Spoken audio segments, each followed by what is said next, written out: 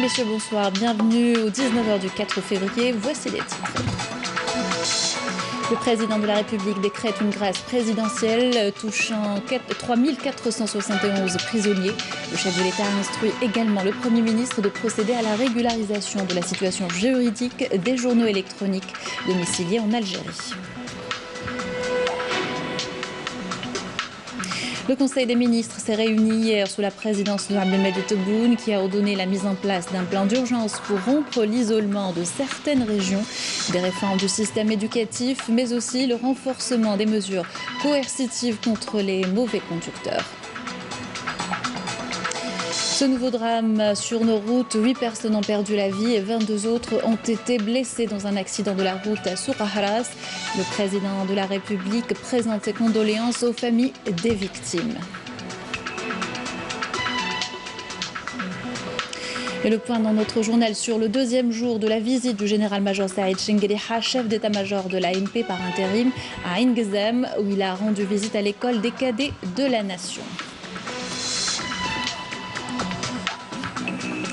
Bonsoir à tous. Je vous le disais en titre, le président de la République a décrété une grâce présidentielle pour 33 471 détenus. Cette décision vise les condamnés qui ont une peine égale ou moins de 6 mois, rapporte un communiqué de la présidence de la République. Parmi les catégories concernées par ces mesures de grâce, les personnes bénéficiant du régime de la liberté conditionnelle et de la détention provisoire pour l'application de la peine conclut le communiqué de la présidence de la République. Et le président de la République, Abdelmajid Tebboune, a instruit aujourd'hui le Premier ministre de procéder à la régularisation de la situation juridique des journaux électroniques domiciliés en Algérie. Ainsi, ces médias seront traités au même pied d'égalité que la presse nationale écrite en matière de couverture des activités nationales et officielles et d'accès à la publicité publique, et ce, dans le strict cadre de la loi et de la déontologie de la profession.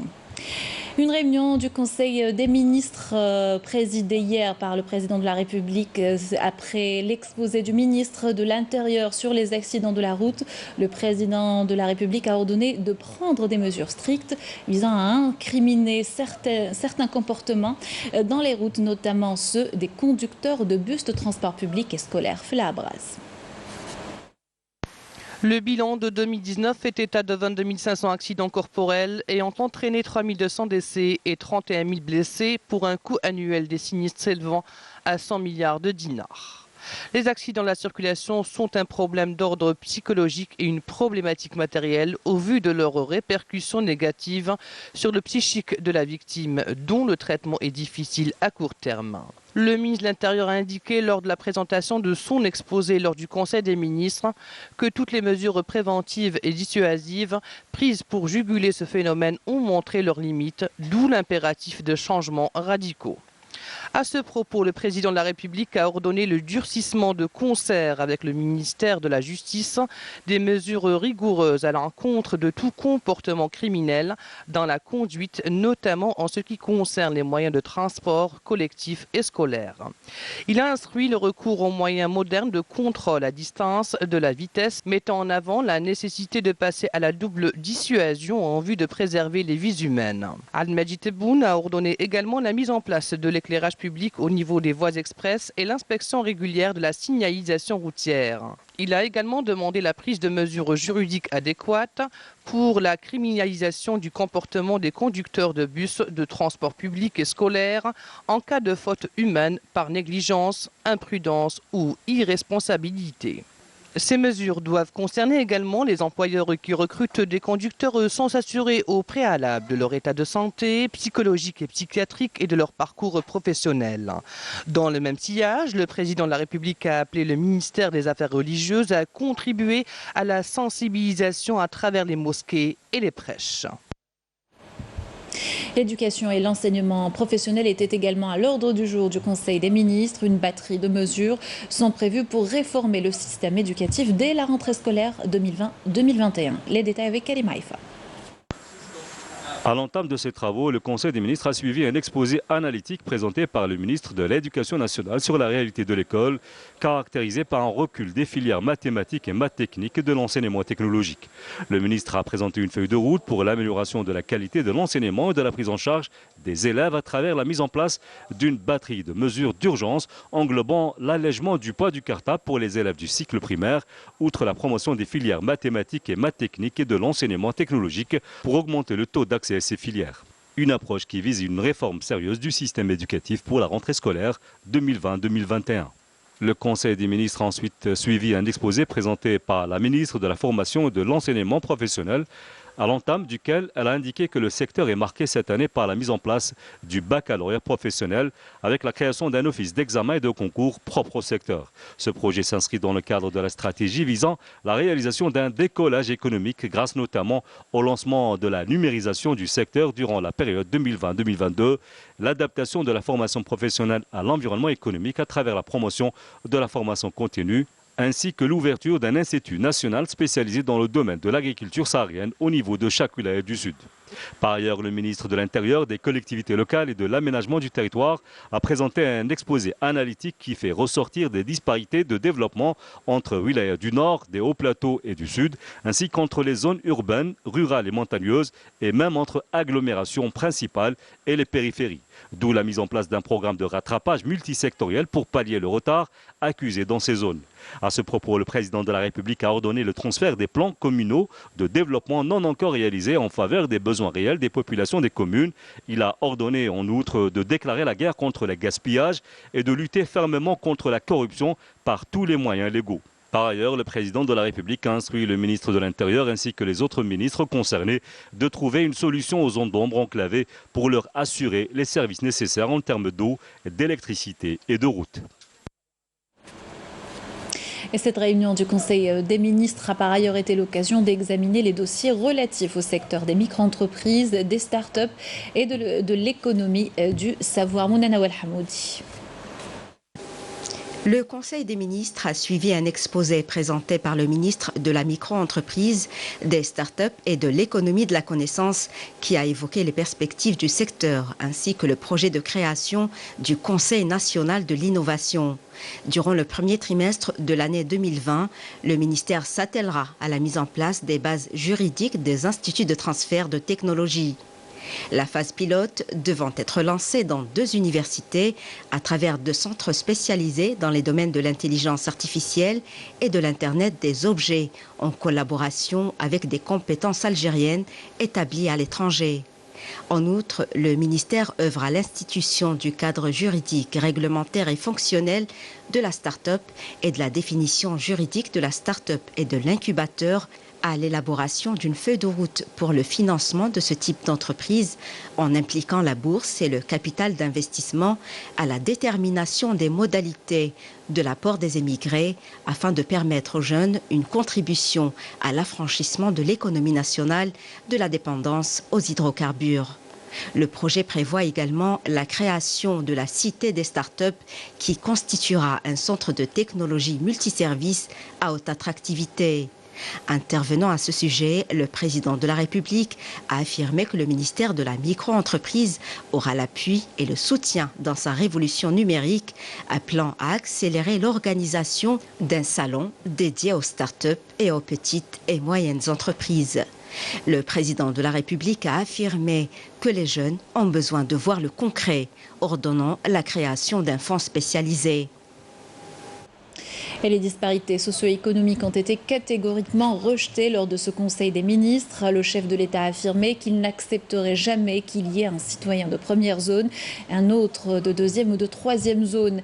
À cet effet, il a exhorté les walias à réaliser un recensement global des zones d'ombre où vivent des citoyens défavorisés. Dans ce contexte, le président Tebboune a annoncé une réunion wali-gouvernement au début de la 2e quinzaine du mois en cours.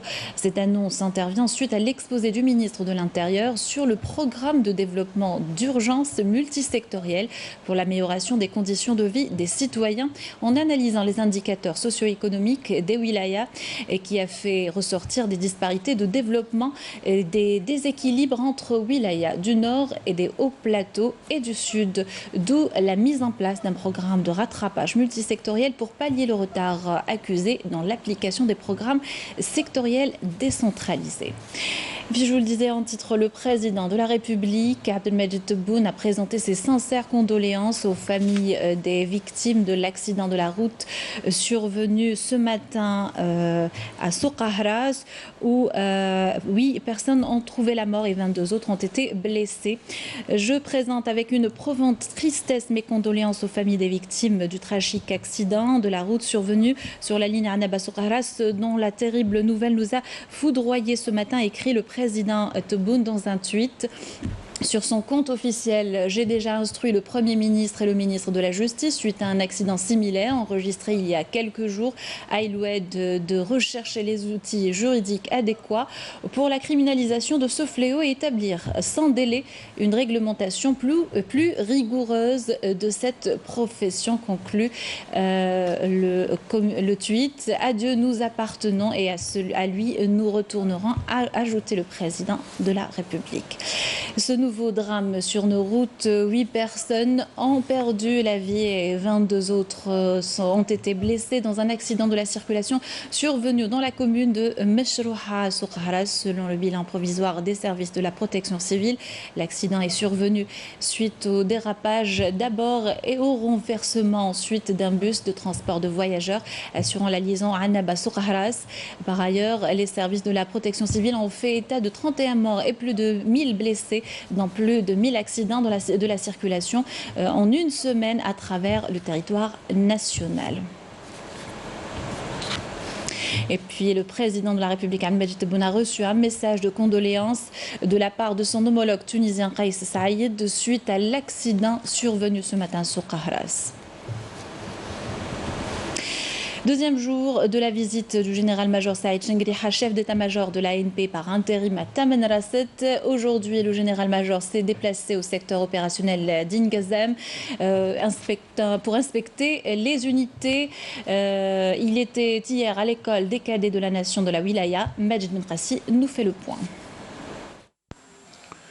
Le général-major avait effectué hier soir une visite à l'école des cadets de la nation de Tamanrasset, où il s'est enquis des conditions de scolarité des cadets et a suivi un exposé présenté par le directeur de l'école portant sur les différentes activités pédagogiques, le programme scolaire et les divers moyens didactiques mis à disposition des enseignants et des cadets. Le général-major a également visité les salles de cours et les laboratoires et assisté à des cours et activités sportives des cadets pour se réunir ensuite avec les cadres et les enseignants de l'école. Je suis très content d'être parmi vous. J'ai un grand espoir en cette génération montante, vu que l'école des cadets de la nation reste une pépinière pour les cadres de l'armée nationale populaire.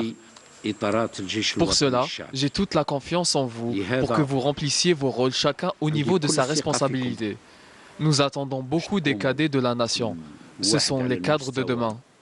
Ces jeunes cadets sont une patte entre vos mains et vous avez une grande responsabilité devant Dieu, devant leurs parents, devant la nation et devant l'ANP. Vous avez toute ma confiance car vous êtes les enfants de l'Algérie avant toute chose. L'ANP est formée des enfants de l'Algérie.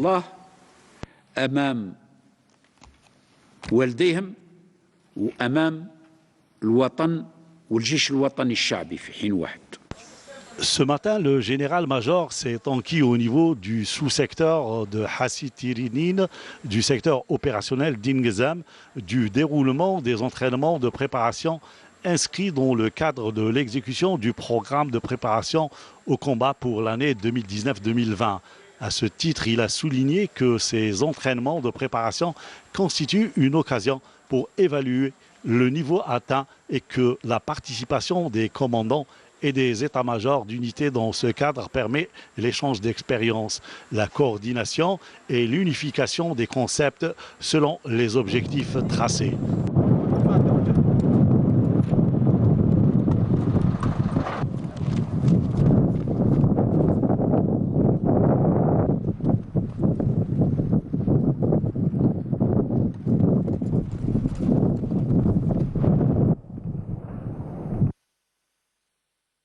Enfin, le chef d'état-major par intérim a rencontré les cadres et les personnels du sous-secteur de Hassi Tirinine où il a donné des orientations portant toutes sur la nécessité d'accorder une extrême importance à une préparation continue et efficace au combat. À l'étranger, les belligérants de la crise libyenne ont accepté lors de pourparlers à Genève de transformer la trêve en un cessez-le-feu durable. Ils doivent désormais déterminer comment parvenir à cet objectif, a annoncé mardi Rassan Salamé, l'émissaire de l'ONU pour ce pays. Mounana Walhamoudi. Les belligérants libyens ont enfin accepté de transformer la trêve en un cessez-le-feu durable et doivent désormais déterminer comment parvenir à cet objectif. C'est ce qu'a annoncé aujourd'hui Rassan Salamé, l'émissaire de l'ONU pour la Libye. Confirmé lors de la conférence internationale sur la Libye tenue à Berlin, une commission militaire conjointe composée de 10 officiers a pour mission de définir sur le terrain les mécanismes de mise en œuvre d'un cessez-le-feu durable avec retrait de positions militaires.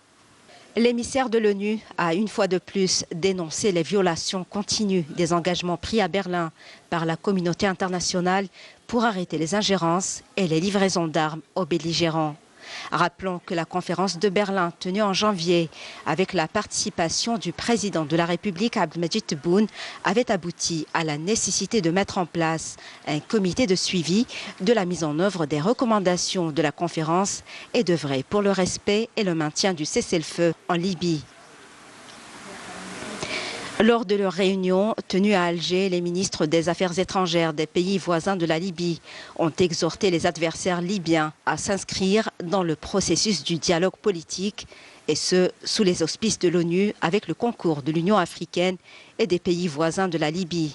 Objectif, parvenir à un règlement global de la crise libyenne, loin de toute ingérence étrangère. Les ministres des Affaires étrangères ont appelé par ailleurs à la préservation de la sécurité en Libye, de son indépendance et de son intégrité territoriale, ainsi qu'au rejet des interventions étrangères qui ne font que perdurer la crise et la rendre plus complexe. L'épidémie du nouveau coronavirus, ça fait 425 morts et plus de 20 000 personnes contaminées en Chine. Selon un dernier bilan, la Chine multiplie les mesures de confinement. Un premier cas mortel enregistré à Hong Kong. Par ailleurs, une vingtaine de pays sont concernés par la pneumonie de coronavirus. Le point sur la situation par Nessima Imloul. Depuis son apparition en décembre dans la ville de Wuhan, dans le centre de la Chine, le nouveau coronavirus a fait 425 morts dans la partie continentale du territoire chinois, selon le dernier bilan annoncé aujourd'hui par les autorités. De nouvelles mesures de confinement ont alors été prises non loin de Shanghai, la capitale économique, signe de l'inquiétude des autorités face à la propagation du nouveau coronavirus qui a fait un premier mort à Hong Kong.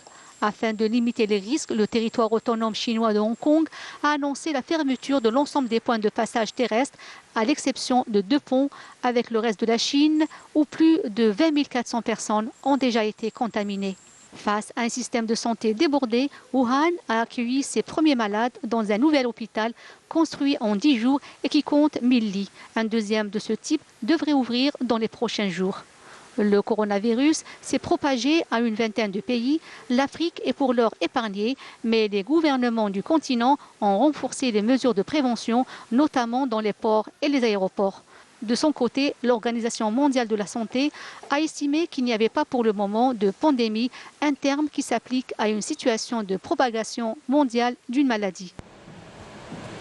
Et pour se prémunir de l'épidémie de coronavirus, l'Algérie a pris des mesures préventives. Un important dispositif de protection a été mis en place au niveau des aéroports, ports et postes frontaliers du pays. L'exemple ce soir au poste frontalier de Moutboul avec Fela Abras. Au niveau du poste frontalier Moutboul, qui connaît une dynamique tout au long de l'année, des mesures de contrôle médical ont été prises. Ces mesures concernent tous les voyageurs transitant par ce poste, et ce via l'utilisation de caméras thermiques. Nous avons mis en place des équipes médicales qui fonctionnent au mode de brigade H24. Au niveau des postes frontaliers, nous avons mis à leur disposition des caméras thermiques. Nous avons également distribué tous les moyens de protection, notamment les masques. Et nous avons sur les lieux des ambulances pour une éventuelle évacuation. La caméra thermique peut détecter la température corporelle si elle est élevée à plus de 37 degrés. Nous procédons à un interrogatoire du voyageur. Toute personne qui entre depuis la Tunisie est contrôlée. Jusqu'à l'heure, aucun voyageur n'a été signalé par les équipes médicales qui veillent sur place. Par ailleurs, à l'hôpital d'El Qala, un pavillon a été aménagé pour recevoir toute personne portant les signes d'infection et sa mise en quarantaine.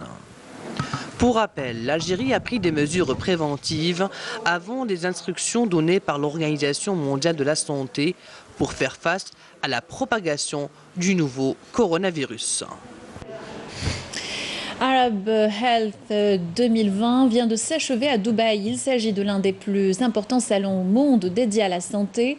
Lors de cette édition qui a réuni plus de 55 000 participants, l'Algérie a été représentée par 2 entreprises nationales spécialisées dans la production pharmaceutique. Abdelmajid Benrassi a couvert ce salon pour vous. Si l'État nous facilite l'obtention de l'enregistrement des antibiotiques que nous fabriquons, nous pourrons diminuer de 25% la facture de certains types de ces médicaments que notre pays importe toujours. Ce sont là les propos d'un producteur pharmaceutique algérien présent à la 2e plus grande exposition mondiale de matériel médical et de technologies liées au domaine de la santé. Elle se tient annuellement à Dubaï et réunit plus de 4000 entreprises venues de plus de 150 pays. Pour l'édition de cette année, 2 entreprises algériennes étaient présentes. Elles sont spécialisées dans la fabrication de gants médicaux et antibiotiques pour l'une et de matériel paramédical pour l'autre.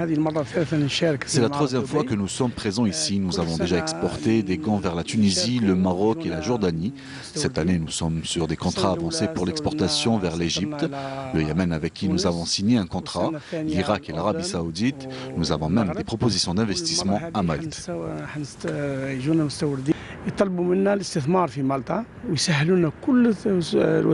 On a ramené avec nous aussi une innovation le drap jetable à 100% biodégradable. Ça, c'est une innovation de Inotis pour qu'elle soit Inotis Igimed pour qu'elle soit développée dans les hôpitaux à l'échelle internationale. Et maintenant, à l'avenir, c'est le produit made in Algérie. Made in Algérie, c'est un produit pour le futur, c'est le biodégradable. Un intérêt tout particulier a été porté aux produits pharmaceutiques algériens. Plusieurs pays veulent nouer un partenariat gagnant-gagnant avec les producteurs algériens présents, tels que Malte, le Yémen, l'Irak et l'Égypte, qui sont déjà prêts à venir visiter les installations en Algérie. Nous cherchons à connaître les différents produits pharmaceutiques pour pouvoir travailler ensemble. Nous sommes très contents de mettre en place un partenariat avec cette entreprise algérienne car c'est réellement une grande entreprise de médicaments.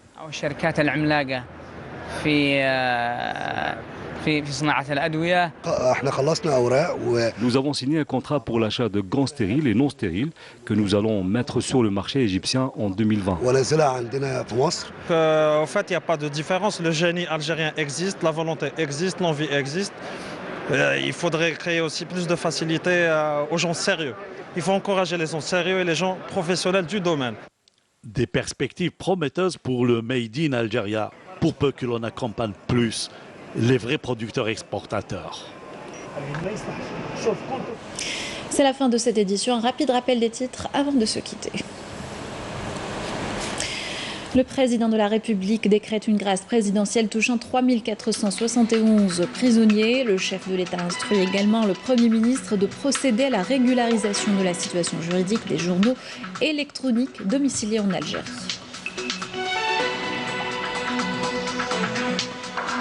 Le Conseil des ministres s'est réuni hier sous la présidence de Abdelmajid Tebboune qui a ordonné la mise en place d'un plan d'urgence pour rompre l'isolement de certaines régions, des réformes du système éducatif, mais aussi le renforcement des mesures coercitives contre les mauvais conducteurs. Ce nouveau drame sur nos routes, 8 personnes ont perdu la vie et 22 autres ont été blessées dans un accident de la route survenu ce matin à Souk Ahras. Le président de la République présente ses condoléances aux familles des victimes.